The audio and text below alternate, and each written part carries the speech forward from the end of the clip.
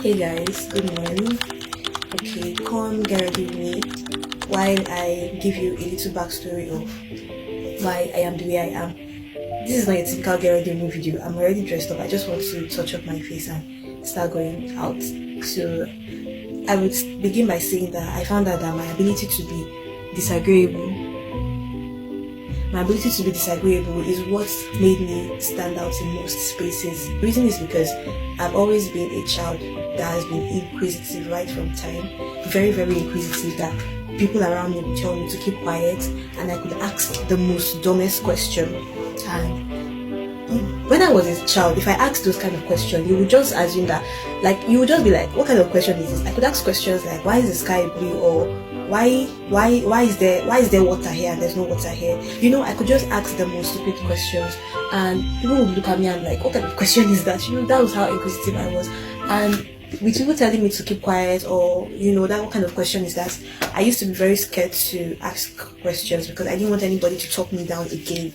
So, but then I realized that because I was that inquisitive, I grew up to always want to, you know, clarify things and want to seek answers. And because of that, I was one of the most intelligent people in my class. Like in primary school, I realized that I knew things above my things that my parents wouldn't normally know. So whenever we are having discussions, this led me to being the most intelligent in the group, like in our class. And I would, you know, read, research, ask questions. It made me more intelligent, and because of that, I think it just made me disagreeable. So it has always been a problem. Not really a problem, but I don't know, it has always made me, you know, very cautious of the fact that I always have something to say. I remember why in university, this is my, what do they call it? I don't know, it helps with the course. I don't even know why it says like this. It's not supposed to be like this. So I remember while in university, there's this guy that I was close to dating. He was okay, you know, very much okay, and he was everything I would have loved in a partner, except for the fact that he didn't like that I talked too much, that I argued too much, and I'm not talking about unreasonable argument, like, you know, conversations that would spark your interest, that would want to make you think, that would want to make you, you know, check your head, like you would always come up with tactical answers. That's the so he found out that I always, you know, disagreed with him. I always disagreed with him. I didn't always agree. I always had something to say. That became a problem for him. I didn't even know. I just, until one day we were having a conversation and then he was like, why can't you just agree? Why you always disagree? But like, I can't say something and you just, you know.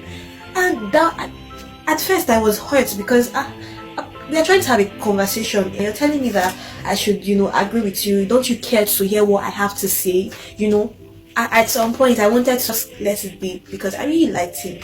At that point I really liked him and I was beginning to see I was beginning to see a future with him. So I just had to let it be until when things finally didn't work out. It wasn't up until a few years ago, it hasn't been long, that I was having a conversation with a friend, and he was also my male friend. We had this conversation.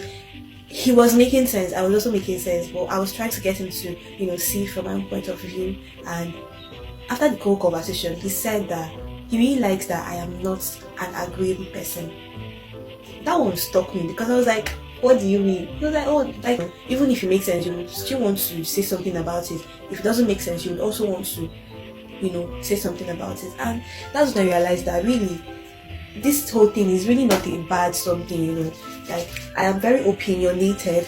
So as I've grown older, I've come to realize that the ability to communicate clearly, concisely, enlighten people, to teach, to share my values, to contribute, that is my superpower. I don't know how to just sit in a space and not contribute. I don't know how to just keep quiet, especially when I know that I have something to say. I don't know how to do that.